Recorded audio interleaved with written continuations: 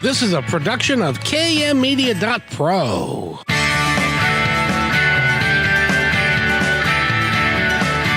Welcome back to Positive Talk Radio. Our goal is simple: to explore evolving ideas one conversation at a time.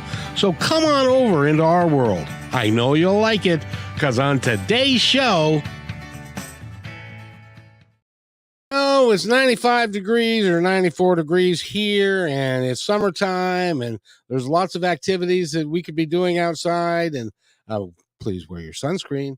And we've got a couple of folks on the show today that are going to talk about all kinds of things, from racing cars to riding horses to finding a way to travel with your horses so that they've got a great place to be, and also if you want to build a theme park, or if you want to put something like that together, we can help you do that too. So the whole idea is to get people outside, enjoy themselves, and enjoy, stop being inside with the iPads and that kind of stuff. But first, I got to talk to Eric. Eric, it's hot. It is indeed. Yeah. 90 degrees today. So we've got a little bit of a heat wave going on, and looks like it's going to be in the 90s for the next few days. So hopefully folks are able to stay cool. Can you change that for me, please? That's too hot. I'm just too hot. Well, good news. By the weekend, it'll be cooling down a bit. So, well, that's really cool. And a couple things I want to make sure, and Eric, you can help me with this to make sure that we put out a couple of public service announcements. One is make sure you have lots of water. You're that's hydrated. Right. Stay hydrated. Yep.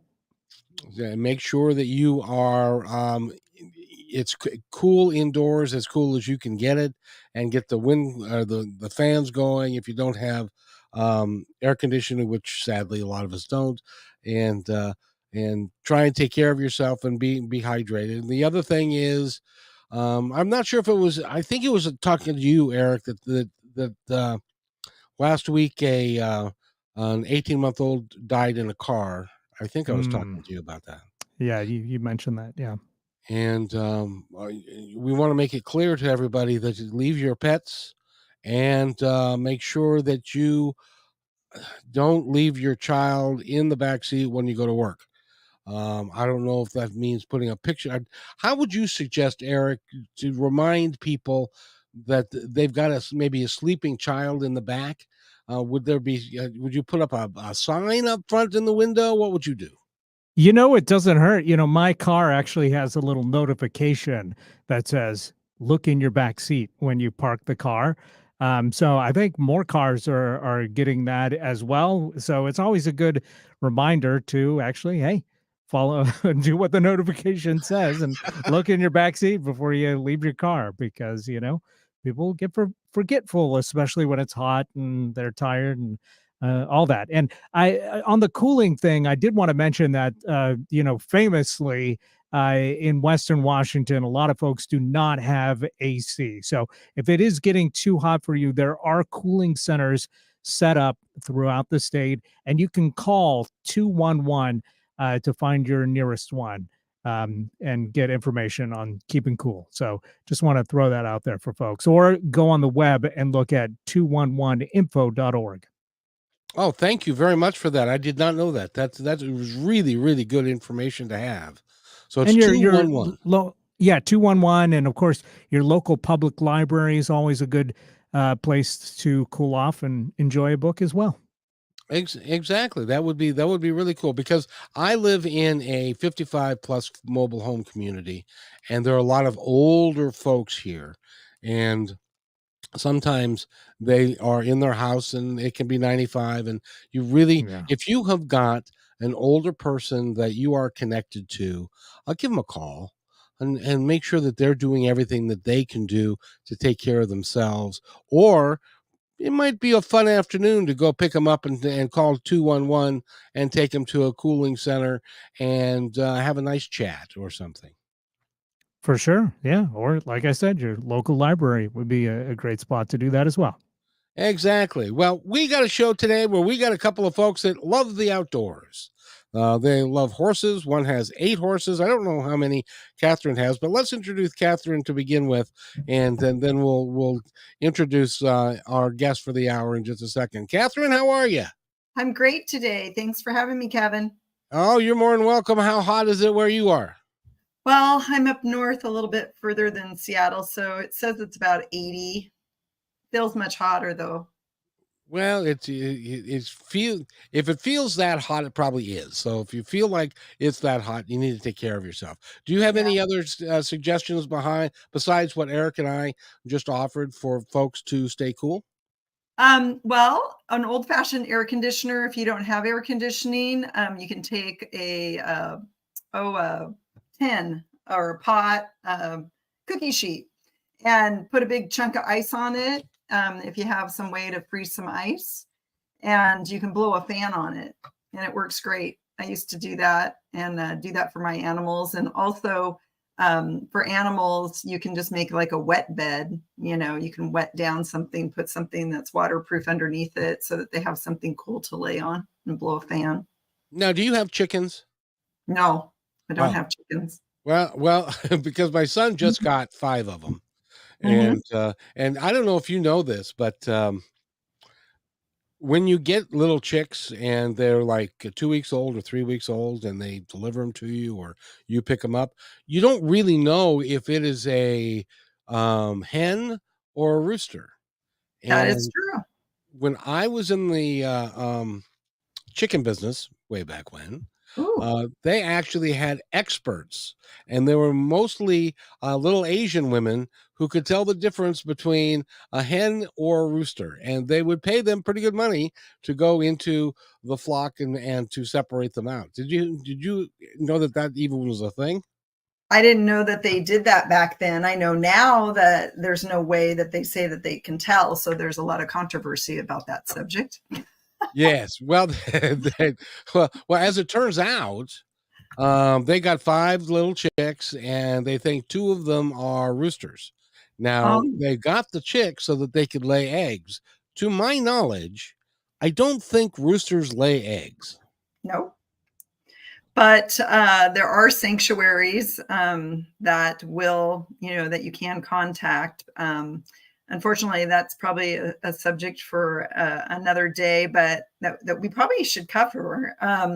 But as far as birds go, if you can keep them and you're in a neighborhood that doesn't have a zone for noise for them, the roosters are beautiful and they're good protectors of family.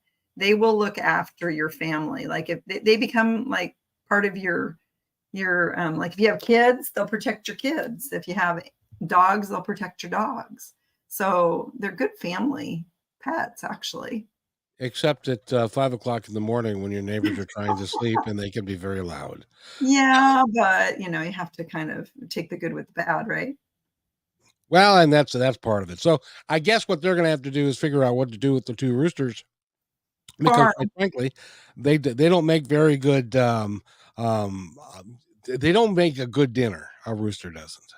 No, no, they don't. But you could check with some local sanctuaries or some local rescues to see if they have any ideas on where you might be able to place them. Maybe somebody through church or some organization that they have a farm, and maybe they could use them. That's a good idea. As a matter of fact, let's talk to our guest today because he has chickens. He's also got ducks. He's got 8 horses. He's got all and he's a weight car driver. He drives really fast and stuff. And he also is CEO of a company that is called Select Contracts. And what they do is they will, if you have well, I guess I should ask what they do and ask him what they do, because I'm sure he knows much more than me. But Kathryn, this is Chris. Kathryn, how are you? Hey, Kathryn, how are you? I'm good. How are you? Good, very well, thank you. Thanks for having me, Kevin. Oh, thanks for being here. We're excited to have you here because we're going to talk about horses, and we're going to talk about summertime activities and how to put them all together so that you can get outside. Because, you know, I was thinking the other day, I don't see kids. Now, I'm a little older than both of you. I probably am, you know, you could add up your ages and that would be me. But when I was a kid, kids would ride bikes all over the place. True. You had baseball fields and little football fields and little soccer fields that you could grab the kids in the neighborhood and everybody would go and play a pickup game of soccer. And I don't see any of that anymore. No, I don't see kids outside. we used to go out, what, 7 o'clock, 8 o'clock in the morning on the bikes and disappear off into the countryside and come back in time for dinner. And that was it. No worries, easy, no phones, no games, no TVs. So no, that was fun back in those days. We're trying to bring that back. Yeah, that's and wonderful.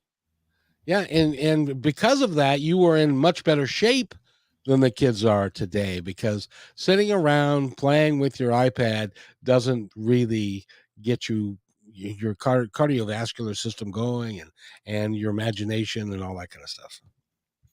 So I think it's great what you guys are doing. So first of all, tell us about your farm, and then we'll talk. You guys can talk animals, and what do you do with a rooster in a residential district? Yeah, I was going to say we should talk about chickens because that's way more fun than talking about work. So let's get back onto that topic. Yeah, we've got chickens and we've got roosters here. We used to have about 60 laying hens, and they just kind of, you know, they live for between 3 and 5 years. So I think we're down to maybe 10 at the moment. But we've got 2 roosters, and so one of them's the protector, and then we've got one that's the heir to the throne, if you like, so that he will become the main rooster once the older one dies. But we try and rehome them as much as possible. So, you know, everyone needs a rooster. We live really remotely, so we're up in the mountains above Whistler in British Columbia. So we're at the end of the Pemberton Meadows Road, so surrounded by mountains, which also means surrounded by grizzly bears and black bears and coyotes and wolves and all sorts of stuff. So we need protectors for the chickens. And so ours works every single day protecting the chickens. And so you've got to have a rooster. So a lot of our neighbors, they also need them. And so if we do incubate, we're then giving the roosters to friends generally. Now, I said earlier that it's hard to tell the difference between a hen and a rooster. Is that true? When they're born, yes, it's very, very difficult. There's a method called sexing, which you can sex them when they're born or when they're incubating, and then you can just get the hens out. But I have no idea how you do that. We probably get 60% hens, 40% roosters, something like that. So you end up with quite a few roosters when you do that. And if you do need to put them down, then they make great stock. So again, like you were saying before, you can't eat them, but they make great stock. So you can turn them into chicken stock. But we try and rehome them as many as possible because they're all amazing creatures. I learned this a long time ago because I was a salesman for Simmons Foods, and it was a vertically integrated poultry company. And so I said, well, how do you know which, because, you know, they get these big shipments of chicks. How do you know what's what? And they said, and this is no lie, they said there is a group of people, and most of them happen to be Asian, that are really smart at doing what you just said, sexting, so that they can pull out the roosters, and then the roosters go someplace else. Yeah, totally. But anyway, ours is called S'more. He's a big Sussex rooster, and so he protects the rest of the girls. So it's awesome. If I'd known this was the topic of conversation, I could have brought him in and put some headphones on him, and he could have joined into this radio station. Oh, that'd have been fun. Maybe that's next time. Or if my children are listening to me, maybe they should go and catch him and bring him in. So it depends. How hard is it to catch a rooster who's running around? Well, ours are used to people. So the older one's used to people, so you can catch him really easily. And then the younger one, not so much. So it's pretty challenging catching him. But you just got to be super quick. Well, I remember the film Rocky. I don't know if you saw Rocky 2, but one of the old school boxing things was if you could catch the chicken, that means you got quick. Oh, that's awesome! I don't remember that from the movie. That's great. So there, and you have how many horses? So we've got 8 of our own horses, and then we've got 1 border horse here as well. So one guy that leases the field to keep his horse out here. So. Yeah, it's great. They're ranging in age from 5 through till 25. So the 25-year-old's retired now. So and then the 5-year-old training them up, and we've got a load of horses in between. So Yeah, it's great. It's nice. It's awesome having horses. You know, it's interesting because when Kathryn came on the show originally, we were going to talk about photography. Well, we talked about photography, but she also is a horse woman of note. And so we ended up talking the rest of the show about that. So I should just shut up and let the two of you talk about horses. Yes, that sounds good. I don't know about that, Kevin, but yeah, that was an interesting. We totally deviated from the photography, and Kevin was really interested in all the horse aspect of everything that I did too. I do equine photography as well. Oh, awesome. So I do a lot of polo photography, and then pet photography, dogs, feline, chickens. I think I had an interview with a cow, after I was on the show with Kevin. So yeah. And what did the cow have any enlightening things to say? Actually, the cow was quite hungry when I was there, and it was hot out. So no. Went to the bathroom a lot. Well, I'm glad to know that. No, I will be having that story coming up, but yeah, it was a fun interview. It was enlightening to know what happens to animals, just like the roosters, just like what Chris was saying. If you can find somebody that's on a farm or a neighbor that is willing to take a rooster, they're great protectors, right, Chris? Yeah, they are, and they're great just having around the ranch as well. So, when they're let out, they're just running around, and it's just awesome having them on the ranch, just being free range. Yeah. So on the horse end of things, how did you get into horses? I think growing up, I was always around horses. Loads of friends had horses, so I used to ride a lot growing up, and then when we bought the ranch up here, we've ridden for years and years and years, and I got my kids into it when they're super young. I got two daughters, one that's 15 and one that's 17. And so they started riding maybe when they're 3 and 5. And so we've been riding forever. And then we bought our own horses in 2016, and we just keep adding to the herd. So, so they're mountain horses. So we ride up in the mountains and do pack trips on them quite a lot. Oh. Which is great. So yeah, full on mountain horses, live outside all year round. They're rock hard. But it's beautiful up here. There's so many beautiful rides up in the mountains and getting up into the alpine and things. So it's great having them here. Do you have horses yourself? I currently don't have any horses that I own. I have a leaser on my land. I also have land. I have 53 acres over in Eastern Washington along the Columbia. Yeah, right. So there's a leaser on my land that has a herd of horses that they foal on our property. We have 10 foals right now on the property, and with a beautiful, gorgeous backdrop. And yeah, that's awesome. Yeah, so they're outside year round too. They don't have any indoor, shelters or anything like that. Yeah, that means they're proper horses.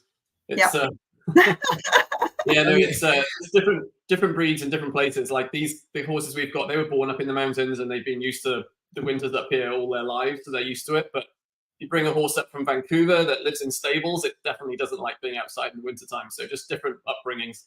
Right. Great with it though. Yeah. This show is going into the Seattle area, and there's a lot of metro around Seattle, but there's not a lot of pastures for horses and that sort of thing. So you're going to have to educate us a little bit. What is a mountain horse? So mountain horse is a horse that's grown up in the mountains. It's got big feet, so it can handle climbing up the sides of mountains and riding up rocky trails to get to the top of the mountains, basically. So just much bigger, stronger horse, much bigger, stronger horse. So strong legs, strong feet, and powerful to be able to climb up with people on their backs. So if I was to come riding with you and I weighed 250 something pounds, would that be too much for that horse? We've got one horse that we could put you on who could cope with that, with 250 pounds. So the bigger the horse, the better. And yes, a stronger horse, a mountain horse, would do much better at that for sure. Would he hate me at the end of the ride? You wouldn't be his best friend by any means, but he'd be all right. Because I can only think that the poor horse is going, are you really going to get on my back and you're going to ride me? Are you serious about this? Yeah, no, they'll be thinking that for sure. They'll be looking at you at the corner of their eye.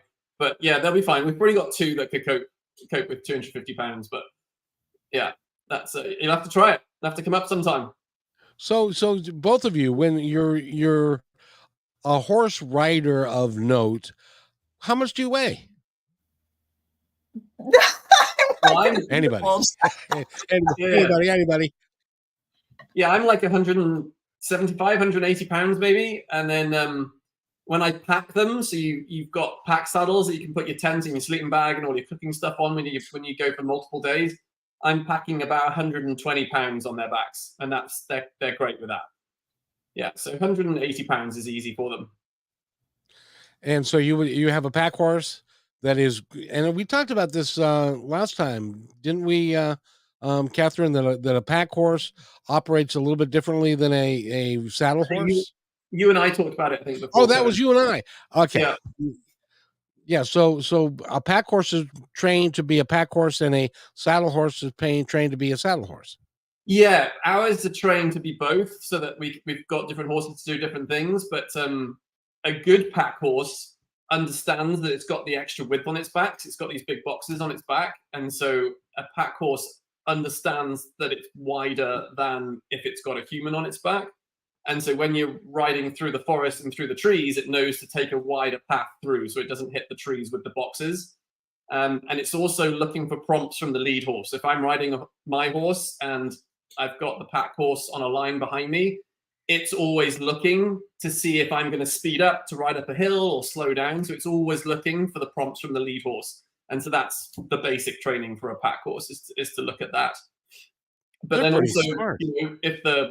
if the pack horse hurts himself, you need to be able to take the pack off its back, put it on the horse that you're riding, and then walk them out so the pack horse doesn't have anything on its back. So that's why you always want all of your horses to be good with packs, just to make it much easier and safer when you're trying to get out the backcountry too.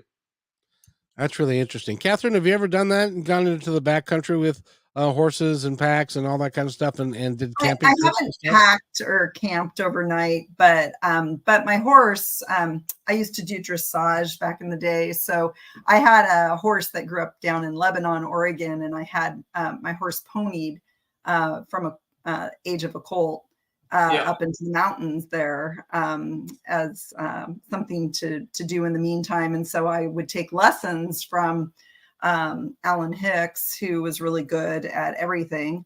And he took me up on his horses up into the mountains. And so when I would go down to visit, that's what I would do. And he was really funny. He tested me out first because he was like, oh, arena rider, right?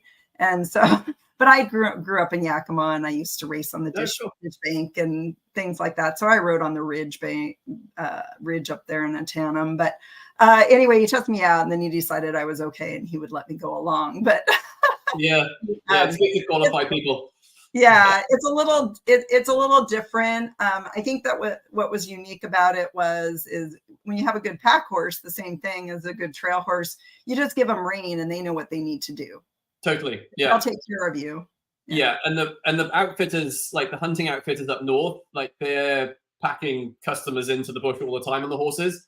Their pack horses, they don't even have a line to them. They just are loose, and they just know to follow on behind them, and they pick their own path through, which is amazing. Right. It's a whole different level again. Yeah, I'm not sure mine would do that. I think mine would maybe just kind of start to eat, but if they're fully trained like that, they're great. Incredible. Yeah. And then one time I did go up into to Calgary, and my mom back in the day, we went up into the backcountry up there and did like a trip in where you ride and then you whitewater raft out. Wow. Yeah, so we did that on the back of the Canadian Rockies one time. So that was pretty fun. Yeah, that's super cool. That's great multi-activity day. Yeah. So how big of a boat does it take to put a horse on? Yeah, the horses are whitewater rafting down, not the humans, right? Yeah. Well, never mind. I was just joking. I did have a question for both of you, though, which is there are some people that would say that riding on a horse and not letting them just be free and stuff, that they're not as happy as they might be if they were just running free and being left alone. But they enjoy the whole process, don't they? I believe they do. Yeah, I believe they do. They don't have to worry about food ever, right? So when they're owned and they're not free, they get their guaranteed meals, which they're ready for all the time, and so they like that, and they like the human interaction. Like the bond you get with the horse is incredible, and so they're comfortable being owned and being ridden in the mountains. So yeah, I'd say they're happy. How would you describe when you are bonding with a horse? Hate to ask, what does that actually look like when you're bonding with a horse? I mean, is it that they just it's not like one moment. It happens over time. It happens through shared experiences. Same way as you become friends with people, that bond gets deeper when you share more and more experience with somebody. And so it's the same with a horse. So riding a horse a lot, having experiences like our experiences up here might be, coming across a grizzly bear on a trail and managing that situation, or having a pack of wolves close by and managing that situation, or the horse falling over and getting stuck and you helping them stand back up again. And so it's just a collection of shared experiences that creates a really, really good bond. And you don't get them with every horse by any means. You get them with certain horses. And so, when it happens, it's really unique. So when I was a kid, we were riding horses and we had a guide and everything. And there was a black bear that was in this garbage dump, and he started throwing jars and cans at the horses and stuff. And the horses went crazy and went up and and stuff like that. Are horses really scared of bears? And I imagine they would be. Yeah, again, it depends on the training and where you're riding. So if you've got a stable horse in Seattle that doesn't see anything, and then and then they see one in the wild, they won't know what it is, and so they'll be super concerned and super nervous when they see something that they haven't seen before. But yeah, I mean, there's a trail company up here that takes people out, and it's bringing tourists through. And so when the tourists are on the back of the horses and they see a bear, they scream out, going, "Oh my God, it's a bear! It's a bear! It's a bear!" And so the horse senses that nervousness. And so now that horse trail company, if someone shouts bear, the horses are immediately nervous because they're used to people on their back being nervous. But if they didn't say anything and they saw a bear, they'd be totally relaxed. Like the horses up here are used to it. The horses in Vancouver, not so much. Maybe the ones in Seattle, not so much. But once they start seeing them, they get used to them. I gotta ask the two of you, because this is something that I don't know that we know a lot about, which is horses. And Kathryn, you go first. Horses have got this sixth sense about them, that they can sense your feelings and what's going on with you. Right. Where do they get that? And is that, I realize that's the predator prey thing, they get hunted. So they have instincts that they're born with, and they can sense things, they can smell things before you even are aware, because that's bred into them to keep interesting. them safe, to keep them alive. It's a matter, Chris was talking about they're happy because they get fed, they have shelter, they have human contact. It's a herd mentality, there's safety in numbers. And if they're, signaled out, then they can be killed, so that's where that comes from. And then with people, it's a trust factor. That's what Chris was mentioning. The experiences build trust, and the more trust you build as a partner with them, the more that they'll do for you, or they'll even protect you in a situation sometimes. Yeah, totally. On that, we had a fully grown male cougar come through the ranch a few years ago, maybe, I don't know, 10 years ago, something like that. And it was on a different ranch, different horses. I knew the horses really, really well. And I was walking along this path and I heard something in the bushes, and I thought it was a bear. So I just kind of looked behind the bushes to see what it was. And this cougar jumped out and landed on the trail, maybe 5 feet in front of me. And this thing was fully grown male cougar. And so naturally you've got to become the predator. So I got super big and started shouting at this thing. And then as I was doing it, I was backing into the horse field, and the horses ran between me and the cougar to protect me. And in the end, the cougar ran off. So it's incredible that bond and that protection. They're there to protect you just as much as vice versa. That is really awesome. Yeah, by the way, it was such an incredible experience for that to happen. 4 of the horses came to protect me. It was super cool. Absolutely. So we're by the way, we're talking with Chris Sutton. We're going to talk about racing actual cars, If and we get to it, sounds like the horse is the topic for the day. I know. Well, we need to take a break right now, and when we come back, though, I want to go turn to that, and also Kathryn and her photography and doing what you do, and so that people can get a good sense of how talented these people are that we bring on our show. So I'm looking forward to doing both of those things. But first, we need to take a real quick break. You're listening to Positive Talk Radio on KKNW 1150. Hey, PTR loyal listener. First, thanks for being in my dream. And second, I have a new concept in business to share with you. It's called socialpreneurship. So, what's that? Well, it's the idea that any company designates all profits beyond expenses to be awarded to a local or international charity or project which is working to achieve good in the world. KM Media is such a company. We believe that it's important for us to give back whenever possible and to make great things happen. So I hope you'll join us in creating this new business model that will positively impact all of us. In the next few weeks, we will lay out the plan and begin our fundraising efforts. So stay tuned for more details right here on Positive Talk Radio.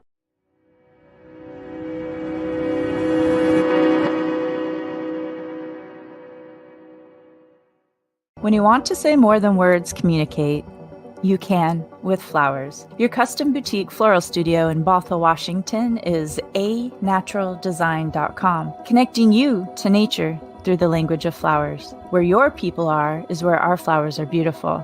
Your success is our goal. anaturaldesign.com at your fingertips today.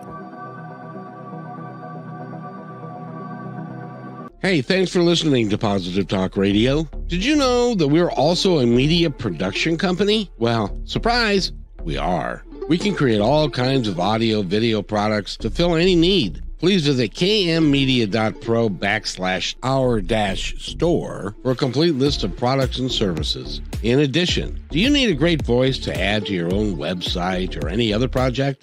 I know that we can add depth and quality to your work. I've been told more times than I can count by many professionals in the business that my voice adds to the quality of the presentation. So let me create something for you. Please contact me at kevin@kmmedia.pro and let's create something great.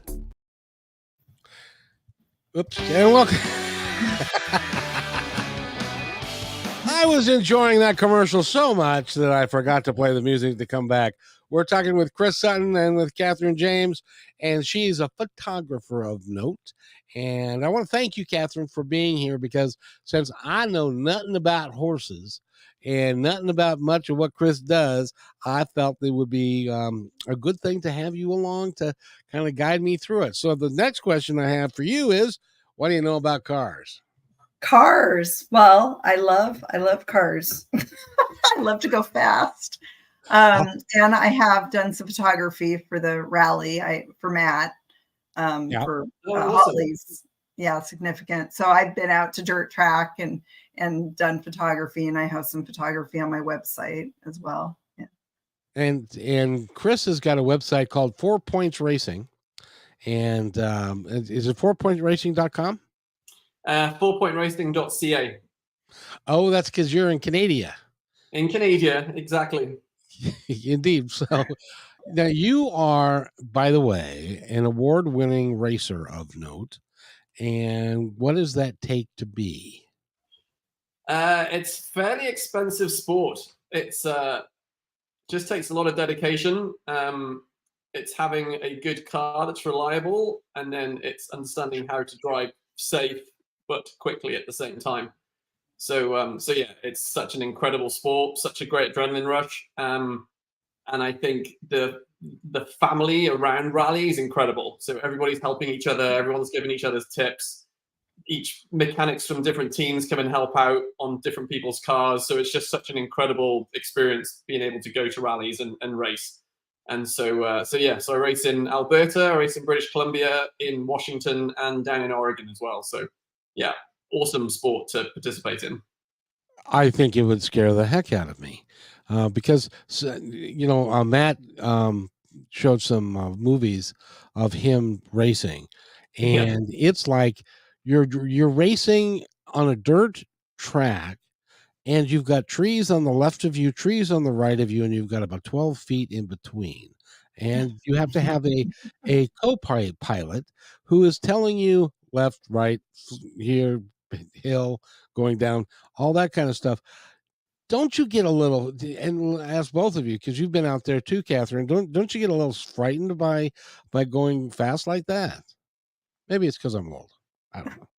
Yeah, I mean, it's so Matt that you're talking about. Matt's been a co-driver to me a couple of times. So he co-drove for me at the Oregon Trail Rally this year, and he co-drove at a test day last year as well. And so, yeah, Matt's an amazing guy. I'm happy that he's one of my closest friends. But you've got to trust your co-driver.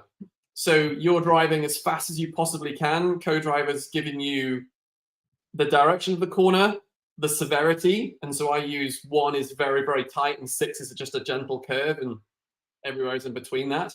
So the direction, left or right, the severity, and then the distance to the next corner, and also picking out whether you've got to cut the corner or not cut the corner, or keep it clean, or is there a crest that you've got to go over, what's after the crest. So there's all this information that's coming in. And so I came into the sport through rallycross, which is what Kathryn, you'd have taken photos out of Dirtfish at the cars racing the rallycross. And that's an enclosed stage with cones. So it's, I don't know, maybe a minute and a half to 2 minutes long. And you're racing, you start and you finish in the same spot, basically. And so I did 16 events of that last year, when you're just focusing 100% on driving. And then when you go to stage rally, which is what Matt and I do now, when you move to stage rally, you've got to drive as fast as you can. The stages, the track is just a forest road that goes from point A to point B. You get to drive it twice before you race at slow speeds to take down the notes and everything. But then you've got to be able to learn to drive fast whilst taking that information into your ear. And that's the first couple of races. It takes a while to actually start to register, to listen to someone else. Because when you're driving, you're never listening to someone giving you instructions about what the next corners are. So you need to learn to understand that. And so I worked really closely with Matt, and he helped me through that phase to get to know that.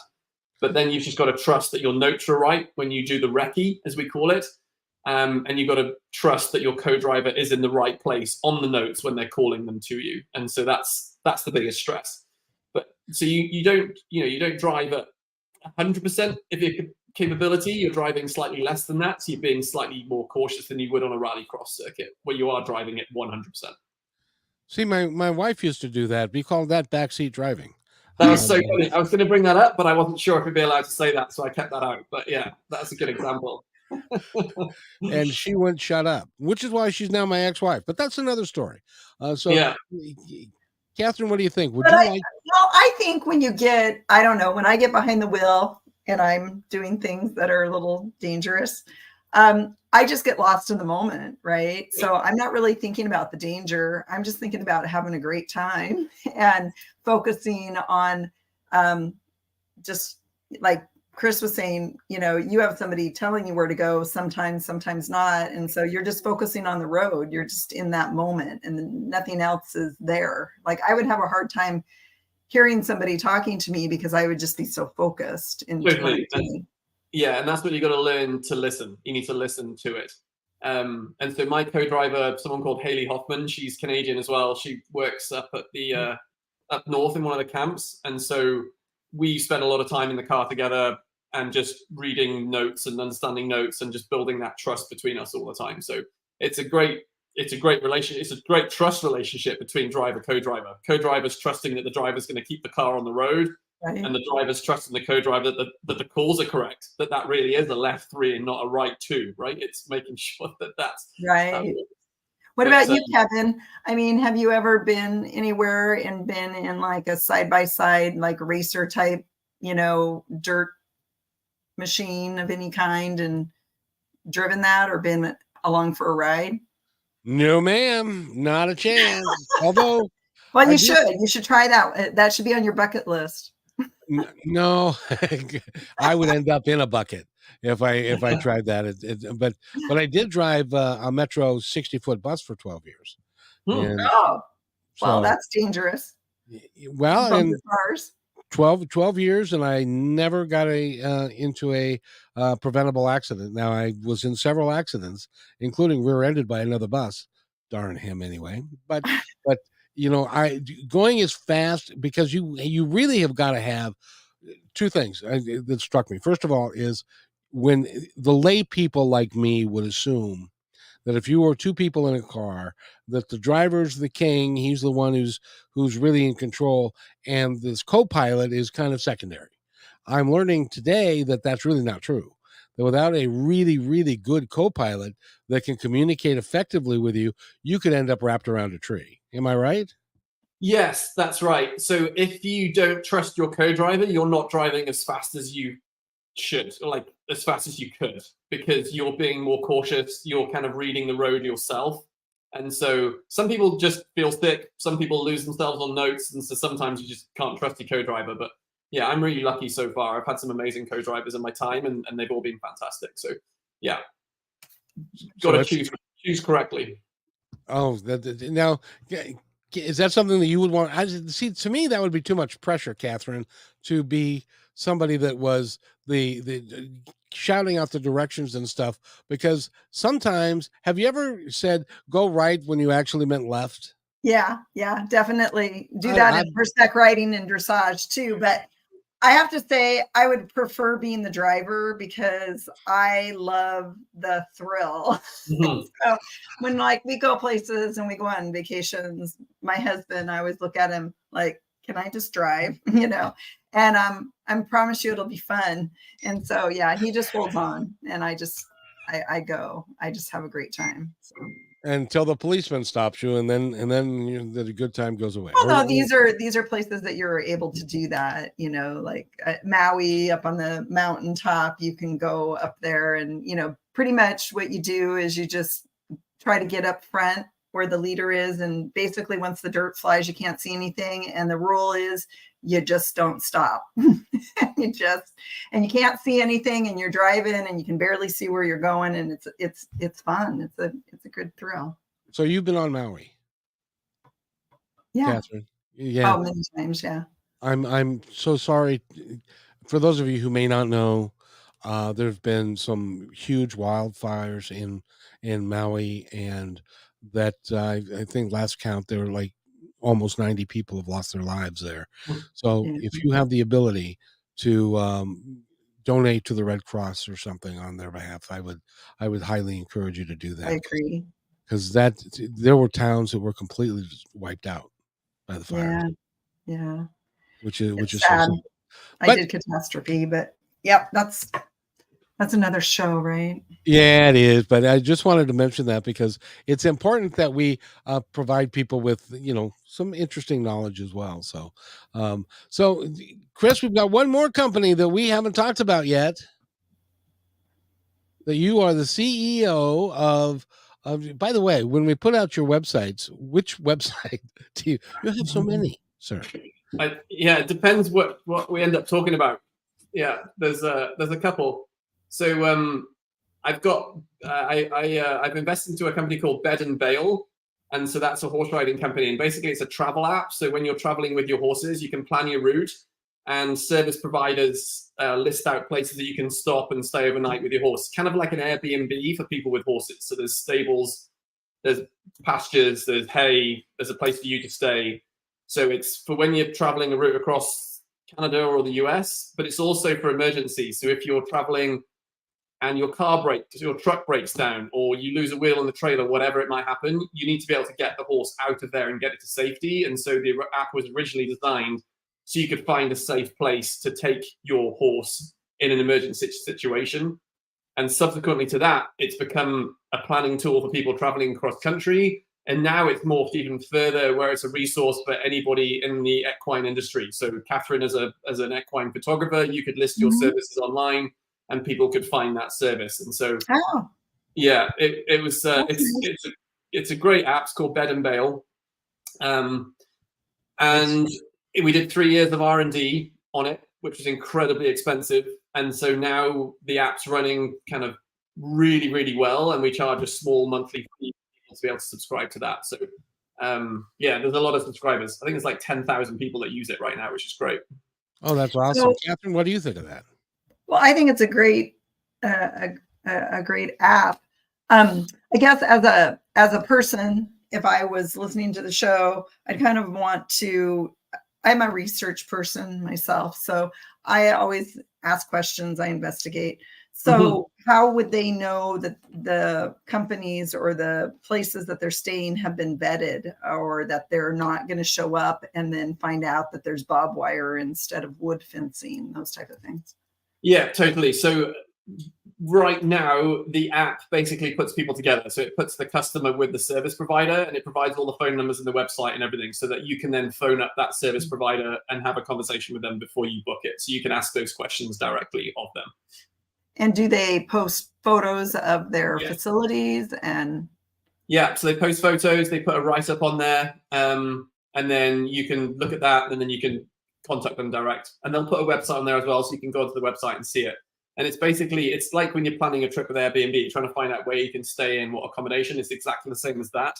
We just don't offer the booking service as well, because that's another $1 million to be able to put a booking system in place for that. So it's more of an introduction between the customer and the service provider. But so you so actually far, get to talk to them or text with them or yeah, whatever. yeah, or email. Yeah, I'm planning a trip soon. So we built it because we need it, right? We're traveling with horses all the time, and my business partner does too. She competes, and so on that front, we needed this app, and so we use it too. And so yeah, I was just in touch with some people yesterday about a trip. So yeah, everyone in the equine industry is amazing. So you get to know some really cool people.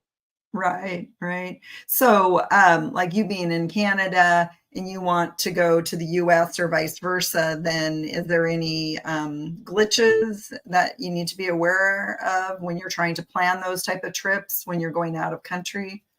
Not on the app, no. So anything in North America works really well. We're starting to get subscribers elsewhere in the world, but that's very new.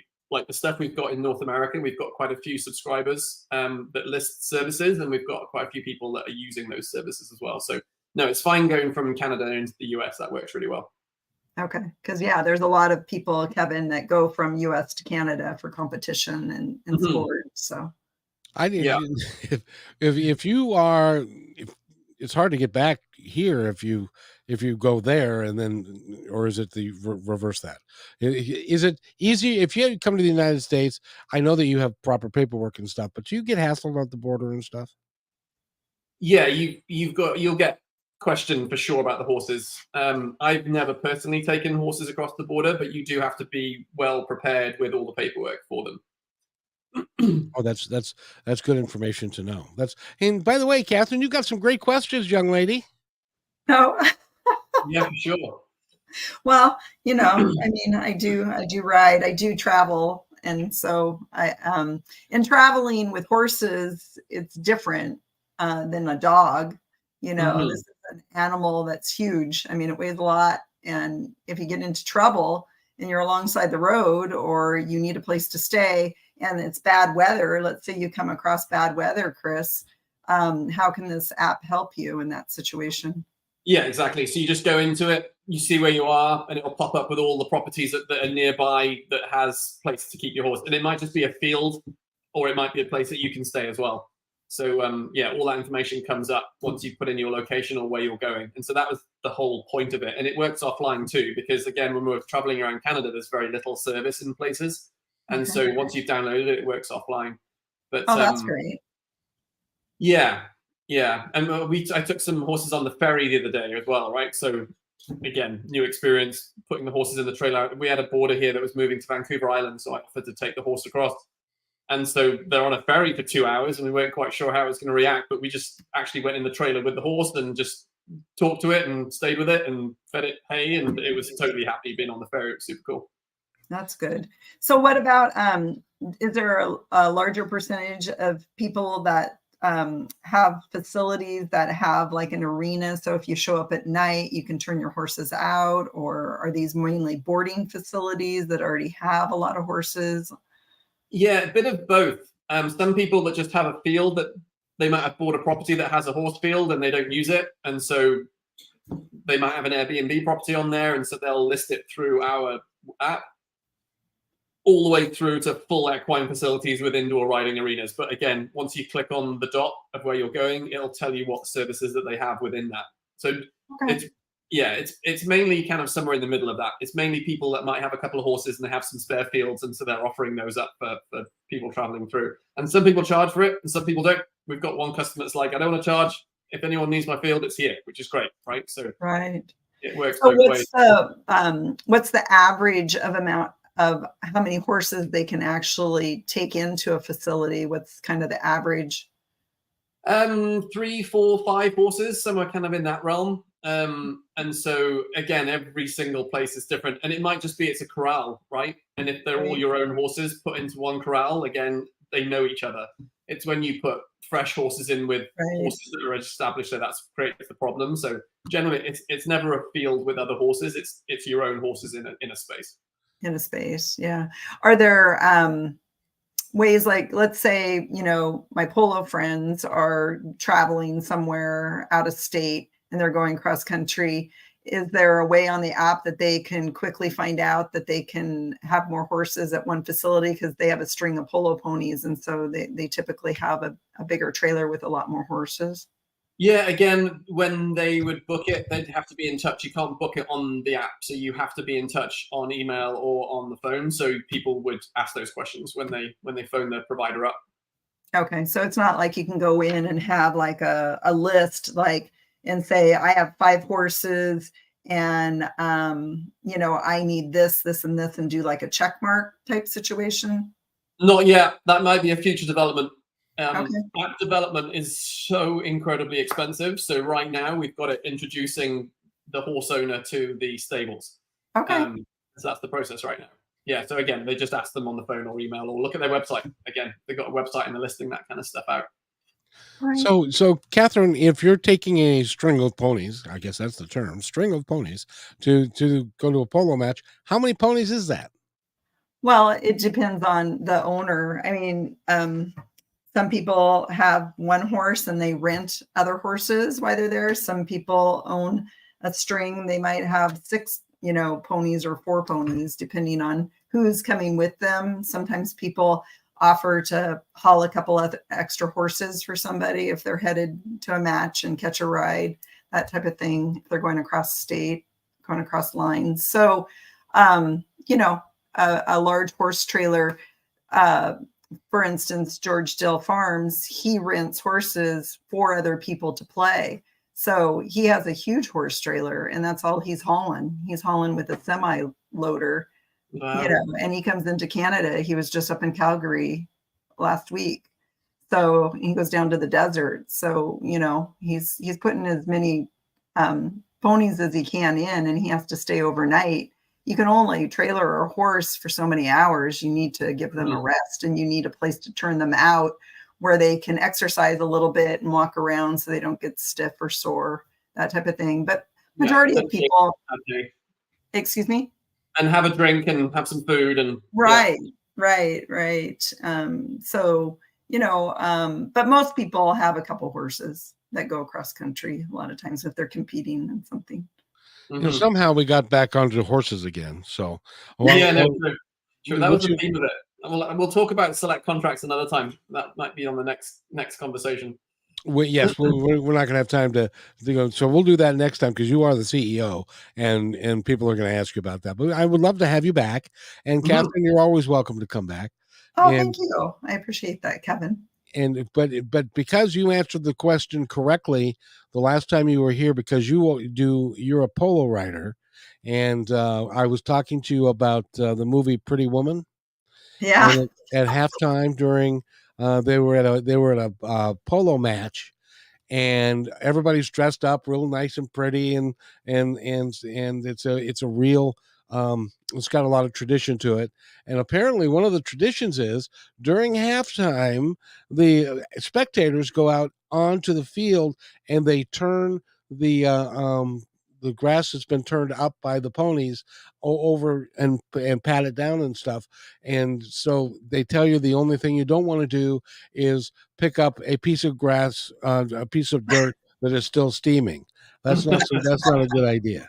No, but you don't really pick it up. You divot stomp. So maybe you don't want to go out there in your fancy shoes and your, high heels and stomp horse manure. See, I thought the divot stomp was like a country music song or something. Oh, no, it's a polo thing. But, George is having a tournament this weekend in LaConner, so come on out. And so in LaConner, you can go to a polo match. This weekend, yep, Saturday and Sunday, yeah. Oh, really good. Chris, what do you got going with yourself? And we've got just a couple of moments left. Is there anything that our audience needs to know? We're going to have all your websites and stuff up for them, but anything else that they need to know? Well, I think next time we can talk about select contracts. That builds like downhill bike parks and surf parks and consults to ski resorts all over the world. And that's the one where we're trying to get more kids and families off their phones and away from the TVs and off the couches and get outside and do activities and get healthier. So we'll maybe touch on that next time and get into that in a bit more detail then. That's my main business. That's my day job. That sounds fun. That's what we'll talk about. And Kathryn's got 56 acres, so she can build a water park or something. Yeah, exactly. Yeah. Although it sounds really nice. I think I should bring the horses down. We should just go for a ride through it. Sounds nice. Oh, that would be fun. Yeah. Indeed. We can go when the lake level's down in the spring and ride along the Columbia River on the beach. And that would be fun. We got to go, I'm afraid. Kathryn James has been our guest, and Chris Sutton has been our guest. Go to positivetalkradio.net. You'll find all about them. And thank you so much for being here. And by the way, be kind to one another because each other's all we got. Enjoy the ride, everybody. Thank you, Kevin.